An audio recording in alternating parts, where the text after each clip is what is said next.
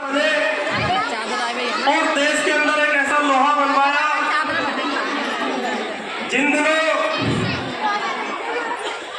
देश आजाद हो चुका था और एक कमेटी 15 लोगों की बनाई गई थी, जिसमें से 15 लोगों से ही एक अध्यक्ष चुना जाना था, और जो अध्यक्ष चुना जाना था वही राजनीति बहुत ज्यादा हावी थी।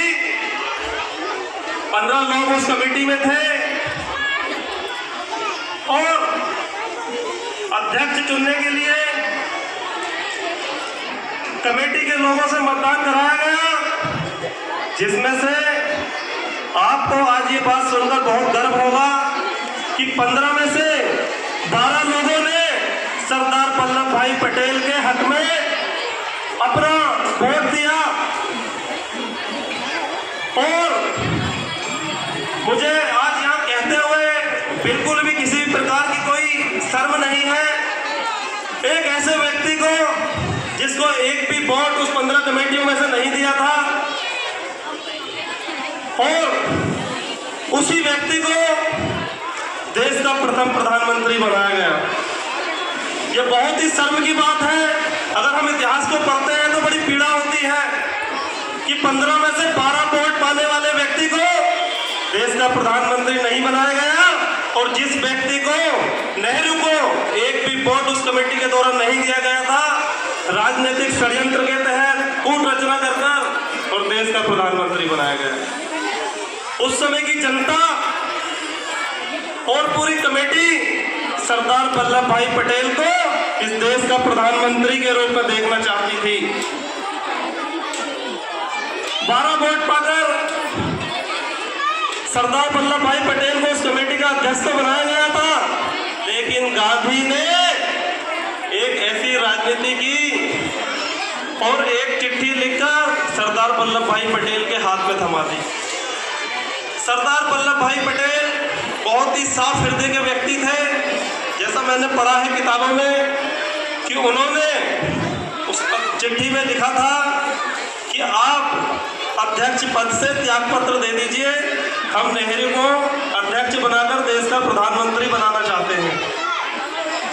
तो सरदार वल्लभ भाई पटेल ने ऐसा त्याग किया और अध्यक्ष पद से इस्तीफा दे दिया।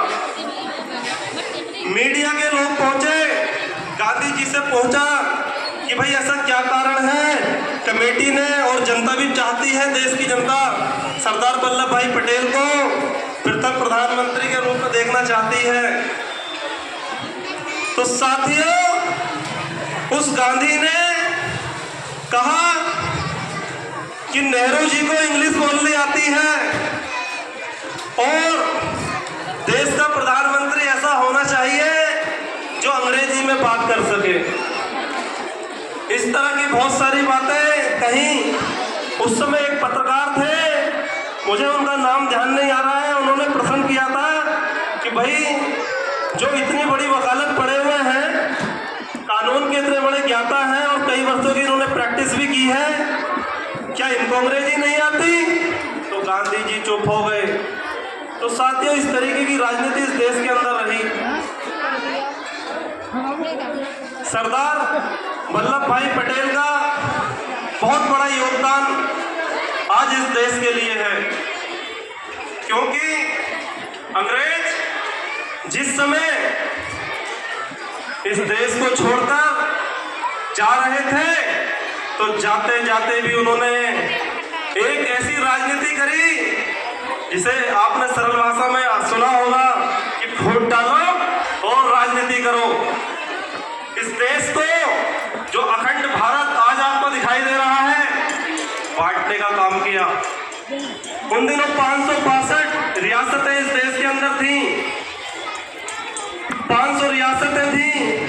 छोटे बड़े राजा राज करते थे। अंग्रेजों ने उनको भड़काया कि आप अपने अपने अलग अलग देश की मांग कीजिए, और इस तरह से देश को बांटने का काम किया। लेकिन सरदार वल्लभ भाई पटेल ने सारी रियासतों को एक साथ किया खंड खंड भारत से अखंड भारत का निर्माण किया। बड़े दुख की बात है कि इतने बड़े महापुरुष को मरणोपरांत 1991 में भारत रत्न दिया गया। ये बहुत दुर्भाग्य की बात है, जिसने खंड खंड भारत से